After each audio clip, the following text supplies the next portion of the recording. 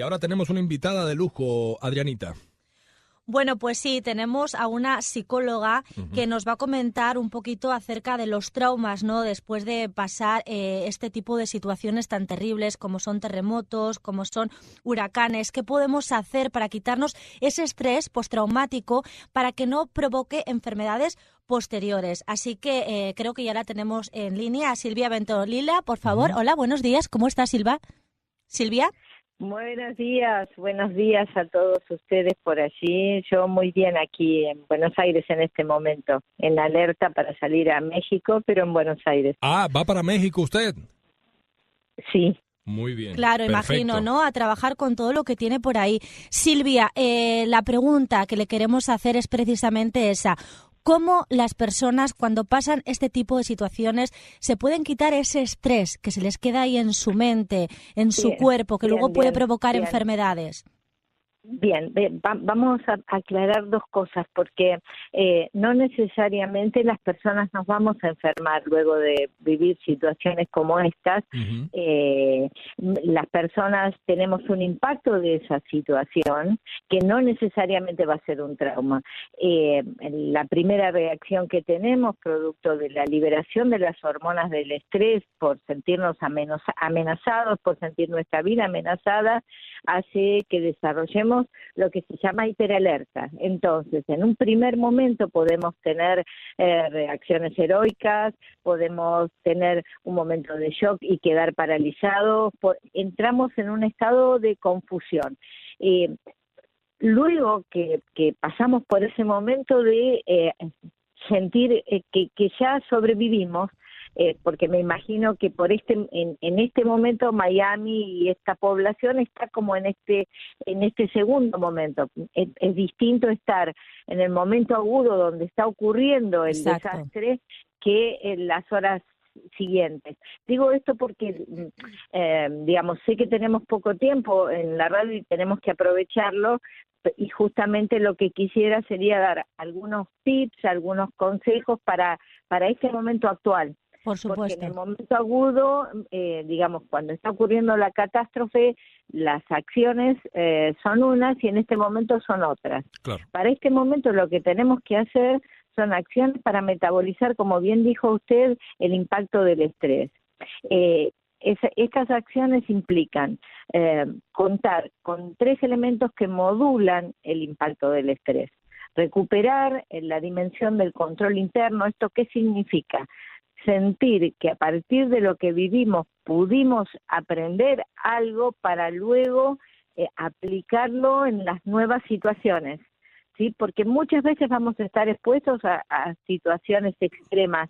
En este momento son desastres como los huracanes, los terremotos, los tornados, pero puede ser un accidente de tránsito, puede ser una enfermedad, el diagnóstico de una enfermedad grave. Entonces, por un lado, recuperar esta dimensión del control interno. Por otro lado, cortar la percepción de amenaza. Es empezar a sentir que uno puede estar en un lugar seguro. Y por otro lado, el apoyo psicosocial. A ver, ¿y cómo se hace estas dos cuestiones? Para decirlo rápido y que nos quepa en el tiempo. Okay. La metabolización de las hormonas del estrés se hace en el músculo. No tenemos que automedicarnos y tenemos que tratar de evitar el aumento del consumo de alcohol, porque como el hiperalerta nos coloca en un estado de irritabilidad, de tensión, de enojo, de no poder comprender lo que está pasando, pero además estar enojados con nosotros mismos, con la naturaleza, con los otros, pero ese enojo es producto de estas hormonas. Entonces tenemos que metabolizar rápidamente esas hormonas y se metabolizan en el músculo. ¿De qué manera? Haciendo actividad física moderada, repetitiva, 40 minutos, por lo menos 3-4 veces por semana. La medicación no baja el hiperalerta. Lejos de ayudarnos, puede generar lo que se llama una reacción disociativa, que es como cierto adormecimiento emocional que dificulta la elaboración del duelo. Todas estas intervenciones en el momento agudo y posagudo están dirigidas justamente a que se pueda hacer un duelo normal, o sea, no podemos disminuir el sufrimiento humano es parte de la condición humana. Claro. Lo que podemos hacer es que ese sufrimiento, el impacto de ese sufrimiento no nos genere no solo el estrés postraumático, que no es lo más frecuente que se producen depresiones, aumento del consumo de alcohol, violencia, abuso de sustancias, ansiedad. Los trastornos de ansiedad son de alto riesgo y luego, por supuesto, las complicaciones como puede ser el trastorno de pánico, las fobias, pero no los voy a llenar de palabras técnicas. No te preocupes, solamente un poco para recapitular, para que quede claro que la gente cuando pasan estas cosas a veces lo que hace es refugiarse en el alcohol, quizá también en drogas, en medicamentos, pastillas para la ansiedad, que no es lo correcto, no es lo correcto. El mensaje es que hagan ejercicio y que estén en lugares donde ellos se sientan seguros, que empiezan otra vez a agarrar esa seguridad. Y que compartan, exacto, y que compartan con su comunidad, con sus amigos, con su familia. Por otra parte, no hay que forzar a las personas a que hablen de lo que no quieren hablar. Esto de que hablando es mejor y entonces uno le pregunta, no. Si la persona quiere hablar, uno se coloca en el lugar de escucha. Si la persona no quiere hablar, como justamente que cortar la percepción de amenaza y muchas veces volviendo a hablar uno reedita la vivencia de amenaza, no hay que forzar a que la persona hable si no quiere hablar. Hay que tratar de que no reciba estímulos adicionales que vuelvan a reactivar la percepción de amenaza. A ver, desde Buenos Aires le quieren preguntar algo, por favor, disculpe. Sí, Silvia, ¿cómo estás? Vanina Ferrari aquí desde Buenos Aires. Yo le quiero decir a nuestros oyentes que Silvia es una grosa de verdad. La llaman de toda América Latina cada vez que sucede una situación extrema. Ella dirige un departamento de salud mental en la provincia de Buenos Aires. Te queremos agradecer mucho porque sos realmente una genia en esto que te toca, que es tal vez lidiar con las situaciones más difíciles y extremas de la gente. Y quiero consultarte cuándo vas a estar viajando a México para colaborar con todos nuestros amigos mexicanos. Estamos en alerta, no sabemos si este fin de semana o en la semana próxima, digamos, porque justamente yo formo parte del equipo regional de respuesta de la Organización Panamericana de la Salud y de la OMS. Entonces, justamente cuando uno va a dar apoyo, tiene que ir a dar apoyo en lo que necesita el país que lo solicita. No tiene que hacer sobreintervenciones. Entonces, en este momento, el primer grupo que está viajando este fin de semana es para dar apoyo en la organización de la respuesta de los voluntarios. Hay algo muy importante que quiero transmitirles, porque sé que ustedes llegan a una gran audiencia, que es que la protección de la salud mental, estas herramientas pragmáticas para proteger la salud mental, no son de la incumbencia exclusiva de los especialistas.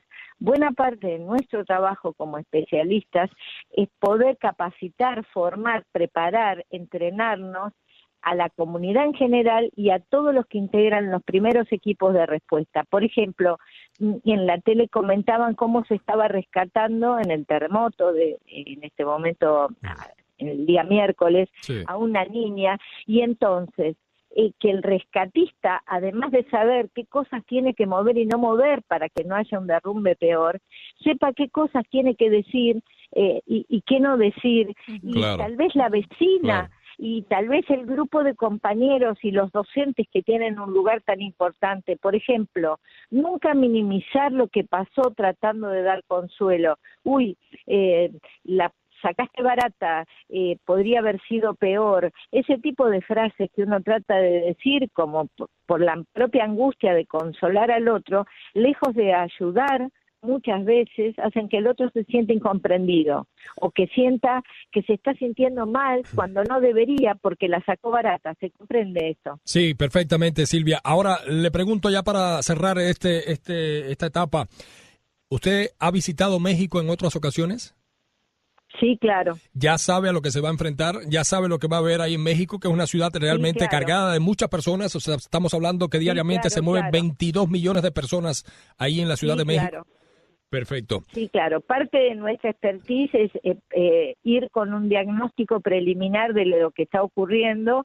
Se lo digo como muy sintéticamente. Sí. En nuestro trabajo, yo cuando doy las capacitaciones digo que vamos con un maletín de herramientas y que con ese maletín de herramientas, que en este caso obviamente son herramientas de protección de la salud mental para disminuir el riesgo de enfermar luego de pasar una situación crítica, uno cuando llega hace un diagnóstico rápido, hay protocolos para hacer esto, uno ya tenía un diagnóstico previo porque la realidad es permanentemente cambiante frente a un desastre. Sí. Y a partir de ese diagnóstico rápido que uno hace con la comunidad local, que son los que realmente conocen la realidad, ¿sí? Porque parte del expertise es valorar el conocimiento que tiene la comunidad local, aplica esas herramientas. De pronto, en este momento hay que ir a formar un número muy importante de voluntarios para que pueda hacer la contención en el momento posagudo. Claro. ¿Sí? Recordemos esto, no se hace lo mismo durante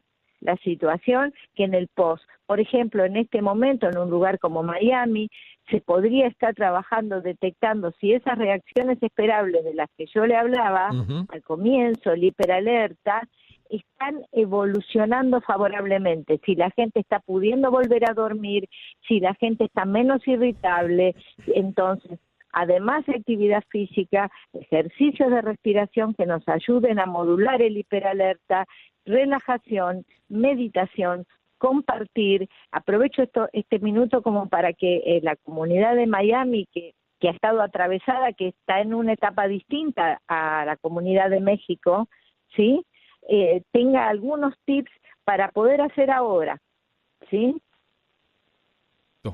Perfecto, muchísimas gracias. Silvia, le agradezco muchísimo que se haya comunicado con nosotros hoy. De verdad, muy útil de todo lo que ha hablado. Nos hace reflexionar muchísimo. Un placer tremendo tenerla por acá. Ojalá que desde México se pueda comunicar con nosotros ahí en el campo, justamente para que nos diga cómo están reaccionando los mexicanos. Yo sé que la solidaridad es parte de quizás de ese proceso de salir adelante y de echar a andar un país que de por sí es hermoso, pero es gigante. Silvia, le agradecemos un montón. Al contrario, gracias a ustedes, los medios de comunicación y la comunicación son un eje fundamental en el manejo de las situaciones críticas, y una cobertura responsable frente a situaciones de desastre puede ayudar muchísimo a que la gente después la elabore saludablemente. Gracias, no Silvia. se enferme de su salud mental. Cuídese mucho por Muchas México. gracias. Éxito en su trabajo y bueno, que le sirva a muchísimos mexicanos y latinos que residen ahí en la Ciudad de México. Bueno, y ahora Muchas cambio. gracias a ustedes. Gracias, un abrazo, un placer tenerla, un gran honor.